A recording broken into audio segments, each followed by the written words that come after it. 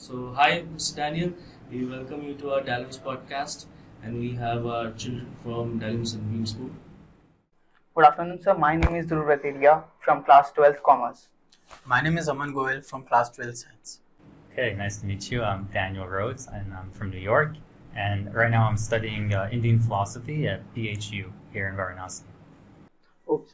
So, sir, my first question is, please brief us about cybersecurity.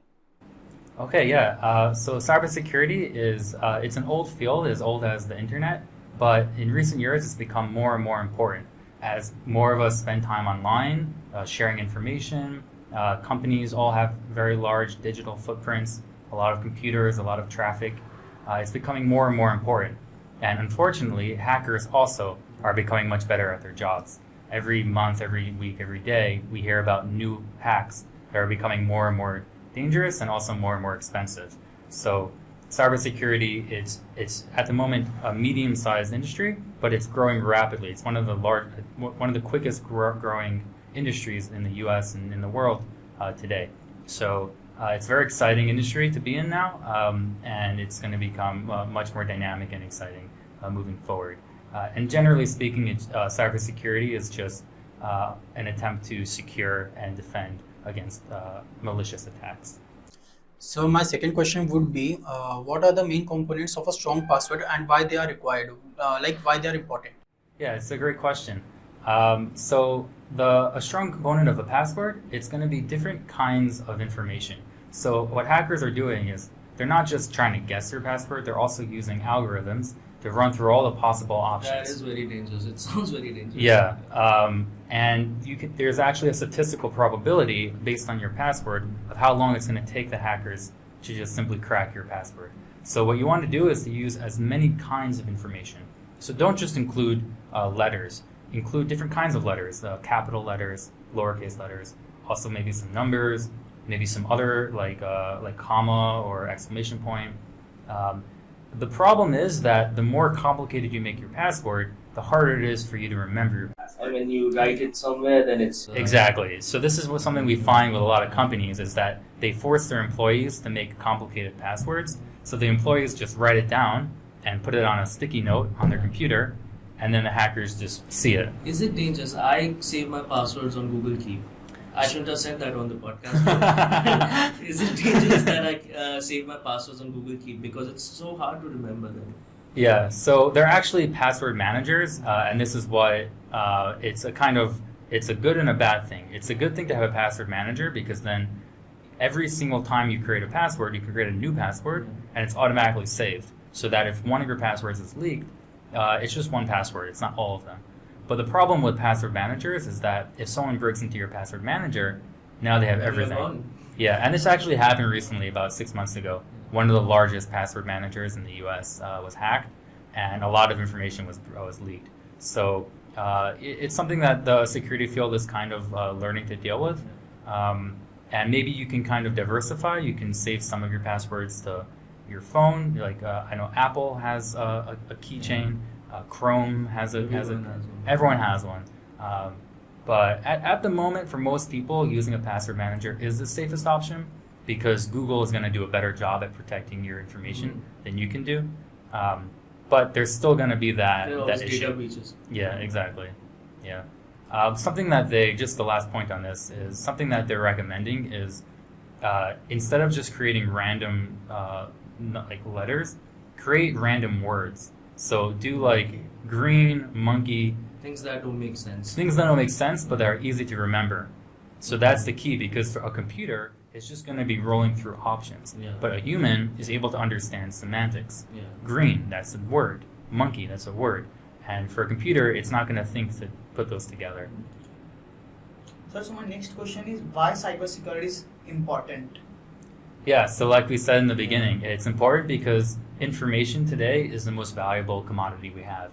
It used to be oil, it used to be gold. Today, information is the most valuable. Information, data. Yeah, so governments and private hackers have a tremendous amount of money pouring into trying to break into your system.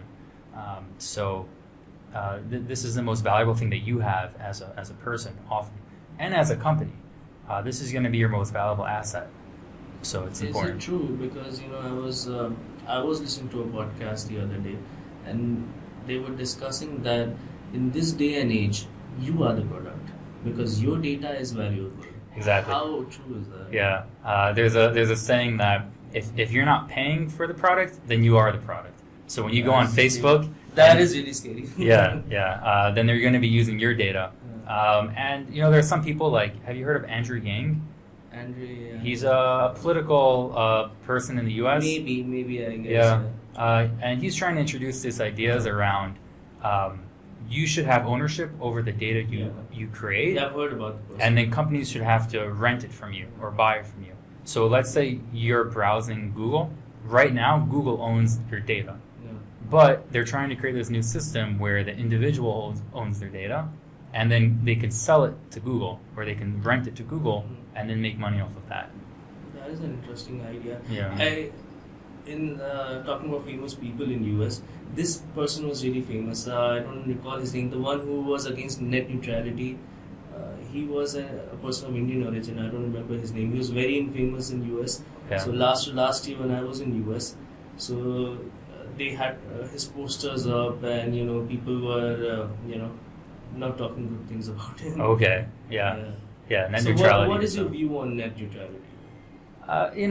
These things they're complicated, and there's a lot of consequences that come based on your decisions. Yeah. So I just think that we should just have a conversation between the political process and the technical, companies that are running the internet, and step by step try to come to a solution and not do anything, too quickly. But I don't know. These are going to be the questions that are going to define, how we interact online, And and the next decade is based upon exactly. So yeah, we'll see. So, sir, my next question would be, what are the various ways of encrypting data, and why is it important for us? Like, how does it contribute to data security? Yeah, it's a great question. So generally, you could break down encryption into three categories. There's encrypting your data when it's at rest, when it's at home in your database, when you're using it, right? Now it's not in rest, you're using it, and then when you're sending it, when you're communicating it. So when data is at rest, when it's in a database, it's actually very easy to secure. You just encrypt it. There's many encryption algorithms that are very strong. When you're using data, let's say you're using your Google Chrome or something, or you're on your app. Companies have been pretty good with that, especially large enterprise companies. The problem is when you're sending data. When you're sending data, if I'm texting you information, how's it going to be safe, right? So that's really the challenge that companies are having Do you today. think WhatsApp is completely encrypted? Yeah, so This WhatsApp context. introduced, because of this problem, Yeah. WhatsApp introduced something called asynchronous encryption. So even WhatsApp doesn't have the power to look into your data. And this is something that Apple introduced back 10 years ago, because the US government was coming to tech companies and saying, we need your data for a criminal investigation. So Apple created a system where even Apple isn't able to access the information. It's stored locally on your iPhone. And so WhatsApp did the same thing. That way WhatsApp, the company, actually has no idea what you're sending. The information is stored locally on your phone. So in order for the FBI or a hacker to decrypt your information, they actually have to have access to your phone and decrypt it on your phone. That's one of the great innovations in communication security. So, what are the types of cybersecurity? So cybersecurity, it's a growing field, and it's very dynamic and changing. I think every day there's a new kind of cybersecurity, and the company I work with, Silent Breach, they're always trying to test new kinds of cybersecurity and see what the industry is looking for, what's going to stick, and sometimes things that are popular one year, they disappear the next year. They call it the hype cycle. Similar, we were talking about Bitcoin, how things are introduced and how they and how they fall away. So just like blockchain is a new technology, cybersecurity is a new technology, and it's constantly changing. Sir, so can you name some and describe that types of cybersecurity? Yeah, sure. So Basically, what cybersecurity is doing is it's trying to keep you safe, right? Yes. But keep you safe on the internet. So the same way, like we can use a metaphor of your house, right? Let's say you want to keep yourself physically safe. How do you do that, right? So there's going to be different, we call layers. What layer are you trying to secure? You're trying to secure your room. You're trying to secure your house. You're trying to secure your city, your country, the world. So cybersecurity, well, one layer is the application layer. Let's say I build an application, Facebook. I want Facebook to be secure. I don't want a hacker to be able to hack into Facebook. So any company, I'm sure, Dalimss Sunbeam School has an application on the internet, your website. You want your website to be secure. So that's very, very popular because a lot of companies now have their own applications. An airline has an application. Your taxi has an application. Another level is cloud. Nowadays, people aren't storing information on their device. They're storing it in the cloud, right? So now, how is the cloud going to be secure? Cloud, it's very complicated, and there's a lot of configuration. So that's a whole nother topic that we work with companies to make sure that their cloud is secure. One more level we can talk about is the network, right? So it's not the application, it's not your cloud, it's your network, your Wi-Fi, the traffic going on your I network. don't think my Wi-Fi is safe because I think my neighbor has been using it now. Exactly. Yeah. I don't know how he hacked into it. I heard about this device called I don't know what's the name. It's this small device and it can hack into anything. But it can hack into Wi-Fi. It can hack into TVs and ACs, anything. Yeah. I don't remember the name. I'll Google the name now. Okay. Yeah. The sad thing is that anyone can hack into anything. We silent breach when we test. One of the main things we do is called penetration testing, where we pretend to be a hacker and we hack into your company, and then we show you all the ways that we got in and how to fix it. And every company we're able to hack into in a week. Usually, you don't even have to be a hacker. You can just in the talk I gave, I talked about social engineering. Yeah. It's where you pretend to be someone you're not in Yeah, order to get information. a lot of scammers are Yeah. in market right now. Yeah. I often get calls with people Exactly. telling me that we're calling from Google and Exactly. we're not able to send you an email. Yeah. So if you tell us your username and password, we will make sure the email reaches you. Exactly, and it's actually very, very successful, and it's quite People scary. are falling for it. Yeah. So it is. If you make 1,000 calls, you'll have 2 people who fall for it, and it's very unfortunate. Oftentimes, it's old people. Yeah, of course. Yeah. People who are not well versed in technology. Exactly. Well, I have a personal question. Okay.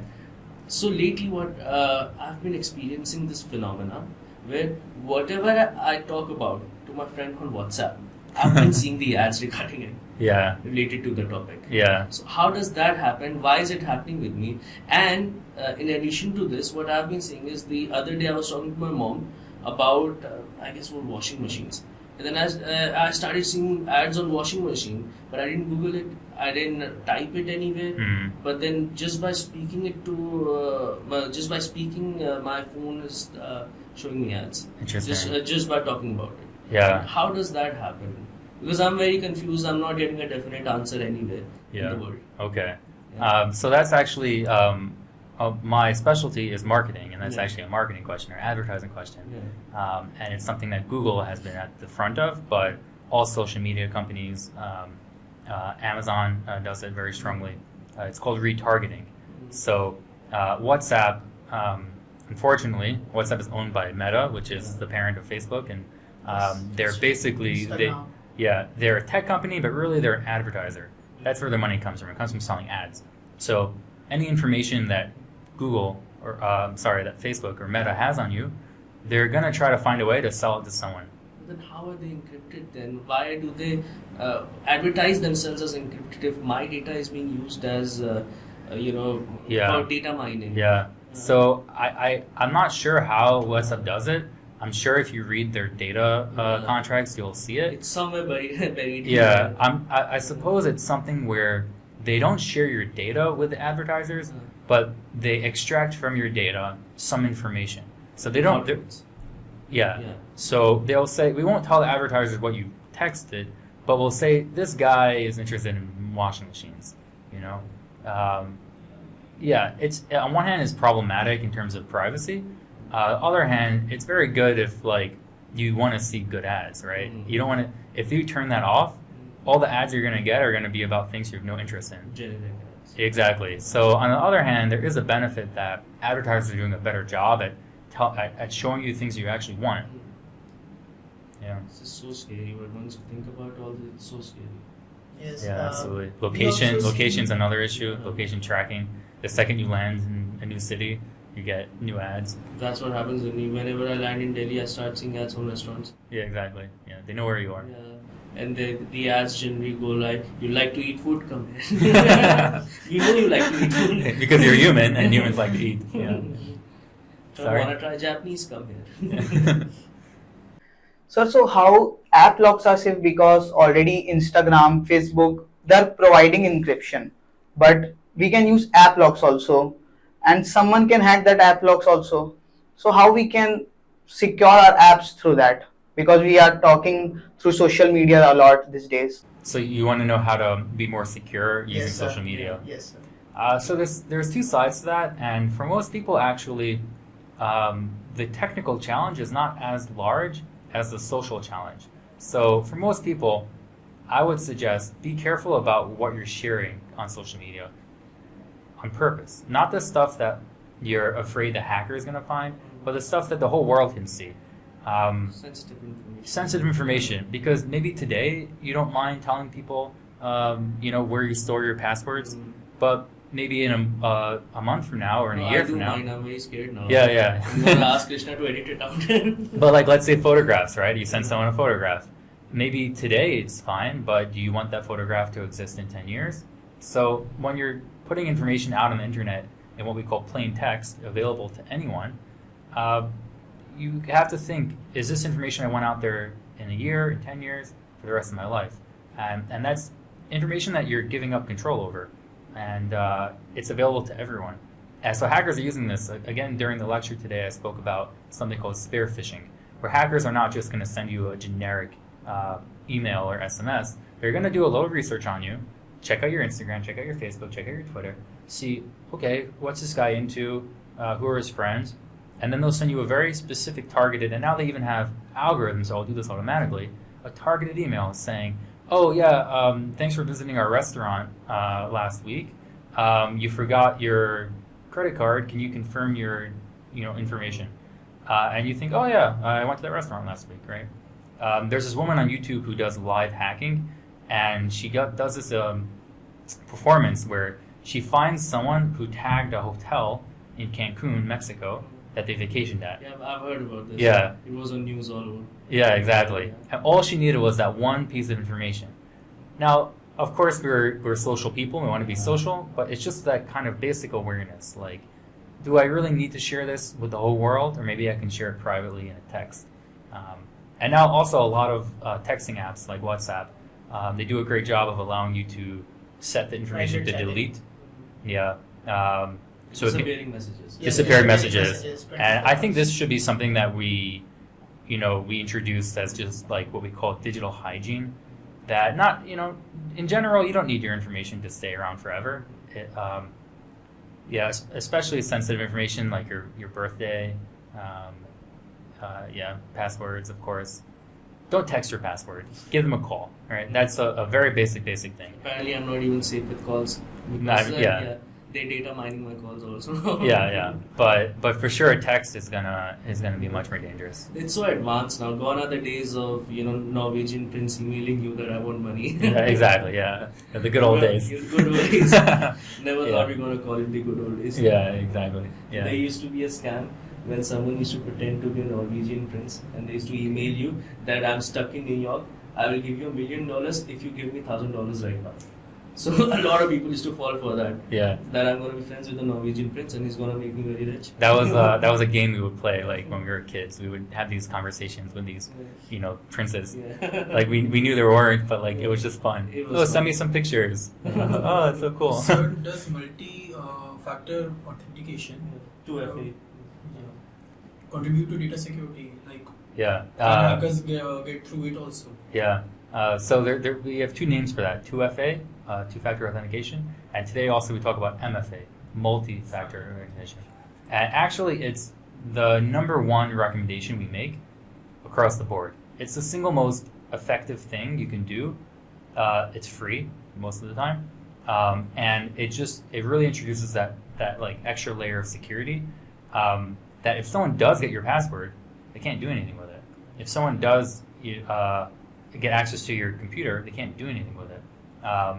And that's actually extremely important. And a lot of companies are starting to incentivize their users to introduce it. They'll say, we'll give you a 10% discount if you use MFA, because it makes their system that much more secure. So yeah, that's actually a very important thing. The issue is MFA is kind of annoying, and it doesn't really have good traction. So they're trying to come up with new ways to have MFA that doesn't require this kind of, the extra step for the user. There is passwordless security. So, like for example, when you open your phone with your face, this is a form of MFA. It's using another piece of information besides for your password in order to authenticate you. Biometrics, they have their own issues, but it's much easier. So if you set up your account to require a password plus a face scan, that's MFA, but it's quite easy. But yeah, that's really important. So if our account is hacked by someone, what are the steps we should take that our information, Yeah, how I would much like to information know, we can secure? Yeah. I would like to merge that question with ransomware also. If our account is hacked and if we are on the receiving end of a ransomware attack, Yeah. what should we do? Those are great questions. The answer is going to be talk to a professional. Don't talk to me. But generally speaking, if you've been hacked by a ransomware, Should we pay them or we should just refer to Cybersecurity or something? So, but if after we are paying, also they can also Yeah. also True. rehack the account also. So in They have the general- maximum amount of information about us. Yeah. So it's kind of a difficult problem because like the FBI will recommend not to pay them because when you pay them, you incentivize them to continue doing it. They just hire more hackers and See, like continue. Garmin was attacked. Yeah. I use a lot of Garmin watches. I'm really into me and my dad, we are into Garmin watches. So for almost an entire month, we weren't able to access our data because they had a ransomware attack. And Garmin actually ended up paying them, I guess, around $10 million. Right. So that's the thing. The thing is that statistically, if you do pay them, they actually do give your data back, and they usually don't attack you again because So they have their ethics. it's their ethics, but it's in their best interest. Because if they do attack you again, we won't pay no them. one's going to pay them. True. So they kind of do keep to their word. Usually, I would say 90% of the time. But I can tell you a story. A recent company we worked with, they were hacked, ransomware, everything was locked up. And the hackers said, if you don't pay us $100 million, we're going to release all your data to the dark web. We're going to make it public. So what this company did is they didn't pay. The hackers released all the data to the dark web. So the company just took the data and they had it back. And then from the dark web. And then they just changed all the passwords and they were fine. So actually it was this kind of, backwards thing where it actually worked in their advantage. Yeah. Well, I have an off-topic question. How is your life in Varanasi? My life in Varanasi, it's very different than my life in New York, which is good because I love to experience new things. And every day is something new. You never know what's going to happen that day. Yesterday I was coming back from my Hindi lesson in Aussie, and there was some kind of a parade with all sorts of colors and music, and I didn't know what was going on, but it was We cool. call it Savan. Yeah, so I know Savan is going on now. So so Varanasi is a lot of new sounds, a lot of new flavors, a lot of new colors and experiences, which is very cool. The weather has been a challenge, but I think it's getting better now, right? Yeah. It's really humid right now. Yeah. Everyone is super friendly. And I think Varanasi, it's a great city because there's a lot of kind of like traditional culture. So there's always something new to discover about India. And it's large enough that there's a lot of things to do and see, but it's not so large like Delhi or Mumbai or Bangalore that it's just you get kind of swallowed up in it all. I call it getting lost in translation. Yeah. So I still get to make these interesting connections that connect me with your school and get me on the podcast, and I'm making a lot of friends. So it's cool. It's great to be able to like be friends with my the chaiwala and all the professors, and yeah. So sometimes adding multiple layers of cybersecurity leads to problem to ourselves only. Like for example, few days back I had to transfer money immediately to one of my relatives since he had an accident, Okay. tremendous accident, and the bank was showing me that I need to have a 30-minute cool down period for transferring the money after adding him as my payee. How to deal with such situations? Sometimes cybersecurity is becoming problem for us. Exactly. That's a very, very important challenge that cybersecurity, actually any form of security, deals with. When you try to make people safe, you're also making them uncomfortable, right? When you get on a plane, it's very safe because you go through all the security, but it's also really uncomfortable that you have to go through all the security. So you're trying to find that perfect balance, right? Where it's not too uncomfortable, but it's still relatively safe. And this is something that we're always learning and we're always changing. Banks in particular, they have very, very valuable information, your finances. So they're going to be a little further on the discomfort side. They're going to be really forcing you to, if you switch location, you're going to have to verify. If you change your password, a lot of verifications because the data they have is so important. Versus some companies, they're not really that important. It's just your notes app or something. So it'll be quite easy to access. But the question you're asking, it's a very fundamental question that I think it's going to, continue challenging security professionals. So if we are using that online payments, our bank account is linked to that. So is it safe because hackers can hack our bank account directly? Yeah. No, it's not safe. No, I'm joking. So everything can be done safely and everything can be done unsafely, right? So you want to make sure you're dealing with a safe bank, a safe application. I generally will, you look on the App Store, how many people download this app? What are the reviews? Is it an established company? What's their website? We usually use Paytm and Google Pay. Yeah, I think stick on the main highway. But there are multiple apps that are coming up now. PhonePe and PhonePe is also safe. So Bharat Pay is safe. Bharat Go to Pay, Chinese PhonePe. loan apps. Yes. As long as you don't go there, you're very safe. Yeah, and generally speaking, it's not the technology that's unsafe. It's generally the people that are unsafe. So it's more just like if you have good technology partners, the apps you're using are by legitimate companies, and you're behaving in a generally safe way, like a car. If you buy a car from a normal car company and you drive safely, which I know no one in India does, you'll be generally okay. It's not something to worry about. Well, I have one last question for you. Okay. How does one attain a digital nomadic lifestyle like you? Because we were talking, and the lifestyle that you've been living, I mean, it's a dream for all of us in the 20s, and in the people who are in the late teens. They all of them want to travel the world and still get work. How does one do that? Yeah, so I think actually, we're talking here in India. I think India is a very well positioned to take advantage of this. India is a leader in IT, and generally speaking, if you have a job that takes place online and not in person, like if you work at a school, it's difficult to travel. But if you work online as a programmer, like work from home.